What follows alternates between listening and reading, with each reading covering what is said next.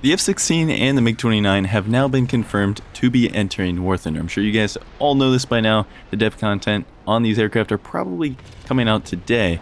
So we're going to go ahead and squeeze in one more top 5 here before we go on our spurt of covering all of the new content, which I will be doing very shortly. Stay tuned for that.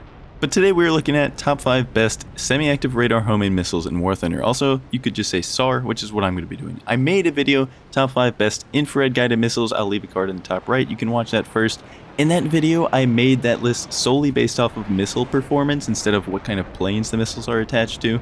This video is going to be a bit different because IR missiles are really independent as far as flight performance and tracking and all that, whereas SARs depend a lot on the radar that they're attached to, so the SAR is only going to be as good as the radar guiding, and as such, my opinions were formed under that premise.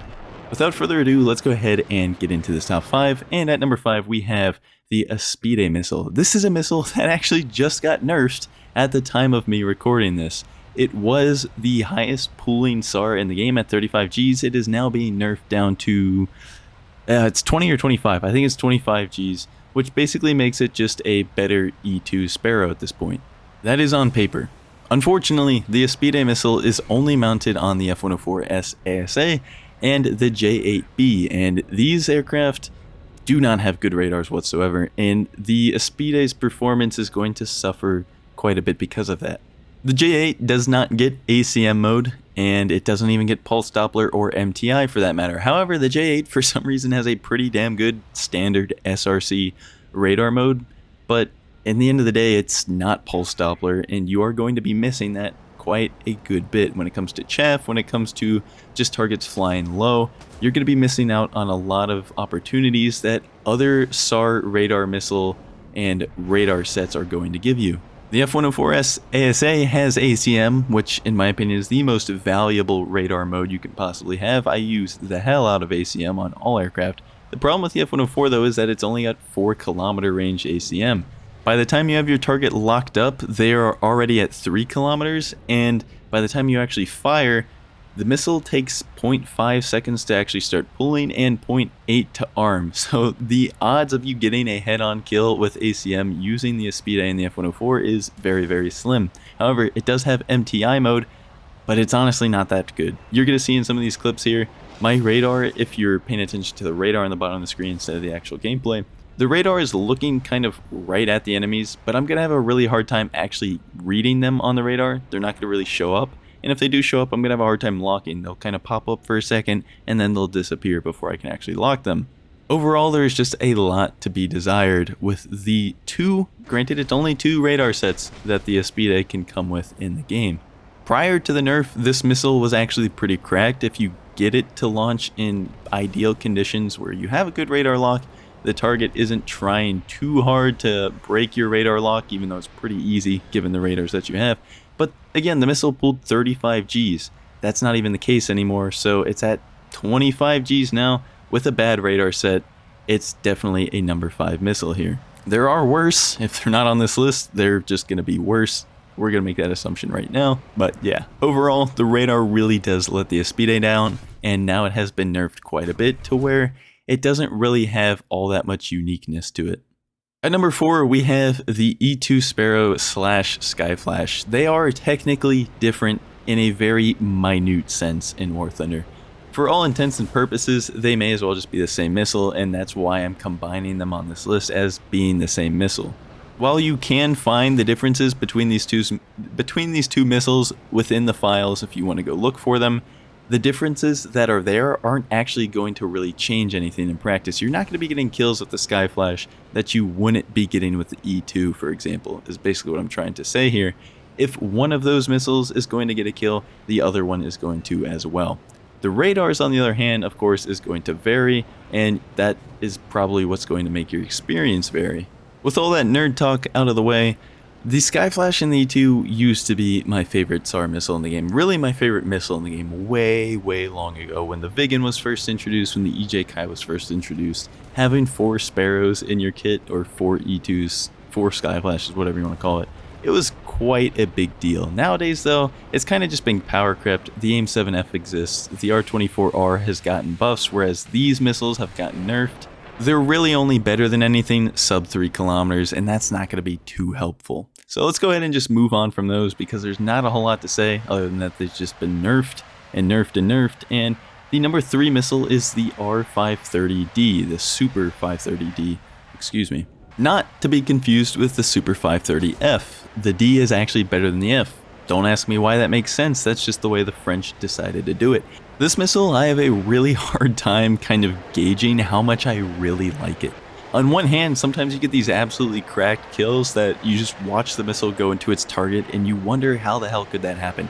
It is 30G, which is now the highest pooling SAR missile in the game, at least on paper. I don't know if this is actually true in reality, but the really big downside to this missile and why it's not any higher on this list is that it's just slower than everything. And one of the big things in top tier when you're talking about SAR missiles is how quickly is your missile going to get from your plane to the target? Because if you're jousting, for example, at the start of the match, like you see me against these F-14s, they get their missiles off first, which is going to happen because they have better radars generally and are going to outrange me with their armament as well.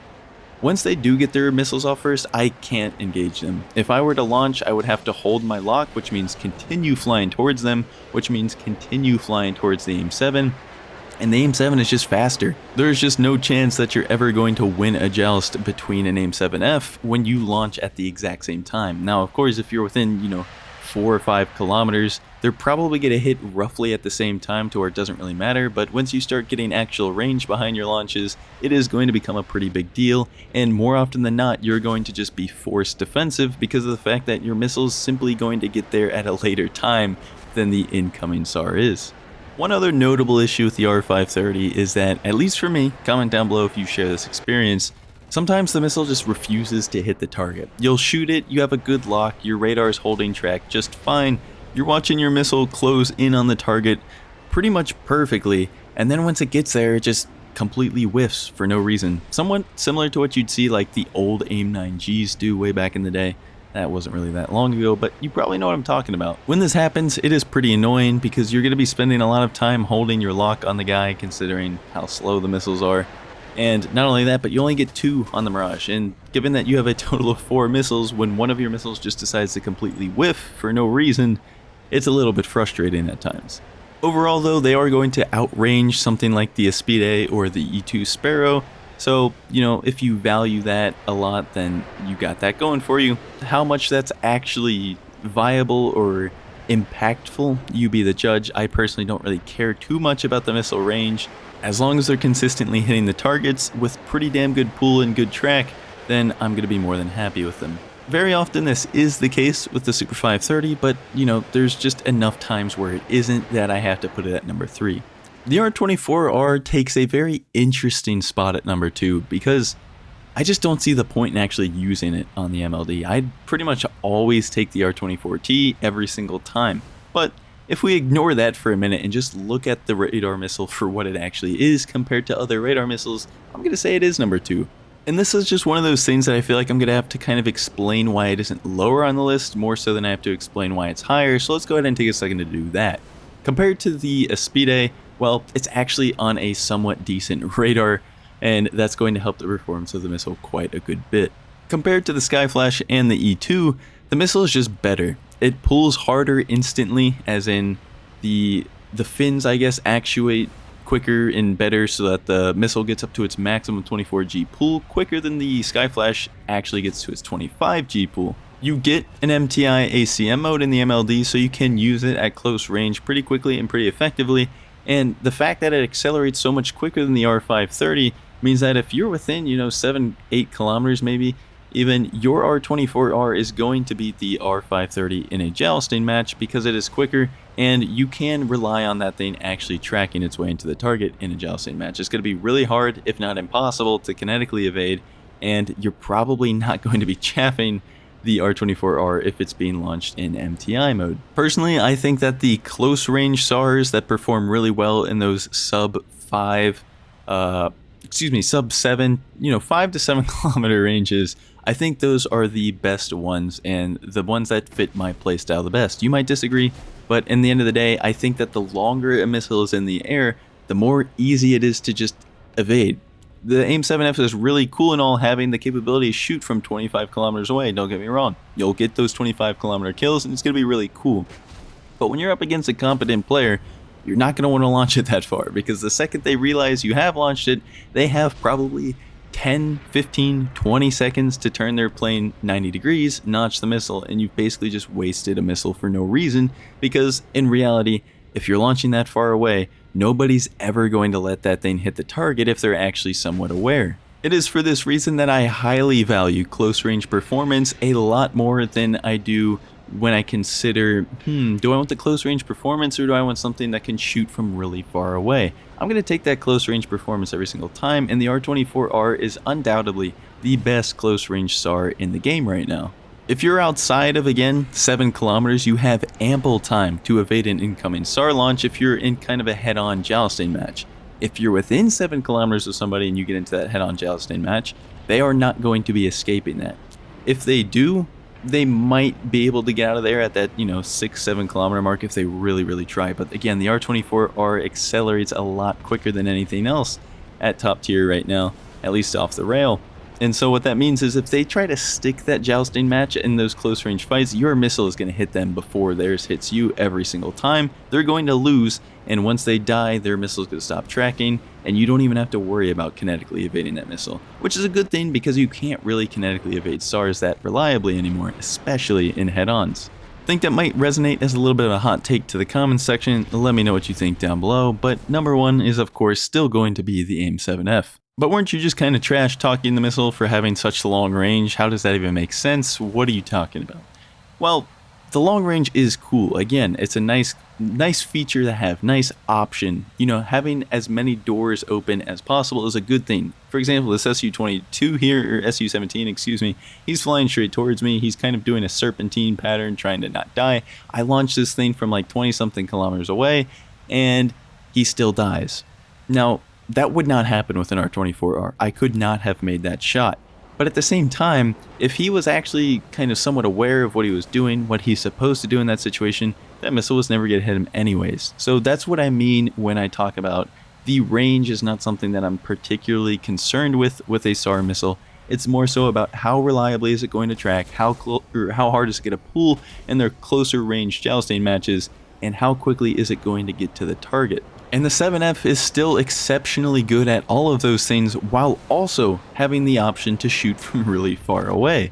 And no, you're not going to beat that R24R in that sub 7 kilometer jousting match that I keep talking about, but against literally everything else at top tier, you are going to be winning the jousting matches, because unless they have E2s or something, there's nothing that's going to be getting to you before that AIM-7F is. E2s are unfortunately piss easy to just kind of chaff away though, so even if they do launch an E2 at you in the head-on, you're probably going to be able to not die to it, and your 7F is not nearly as easy to fool as an E2 is, and it's just going to continue tracking their plane if they dare try to guide a missile in of their own.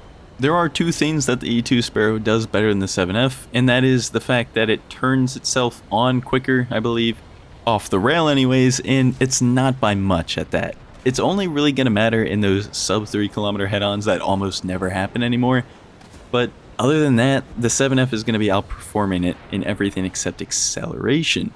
And acceleration is something to actually value, like I was saying with the R24R. Unfortunately, the E2 just does not track very well, and it's not guided that well, and so that's why it's so much further down on the list.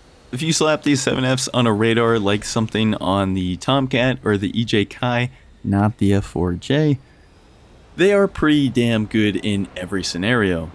You're going to see me heavily using ACM here, like I love to do. That's a 3.6 kilometer launch, something like that. And look at that thing go. It's got a lot of pull, even at these close ranges. It accelerates enough to get itself up to speed to be basically unevadable. You can't dodge it, is what I'm trying to say at that point. Anyway, since we are getting dev server content on this same day, if the R27R is included, I will let you guys know in a pinned comment down below and tell you how I am going to rearrange this list accordingly. Hope you guys enjoyed. Let me know what your list is down in the comment section below, and I hope I'll see you on the next video real soon.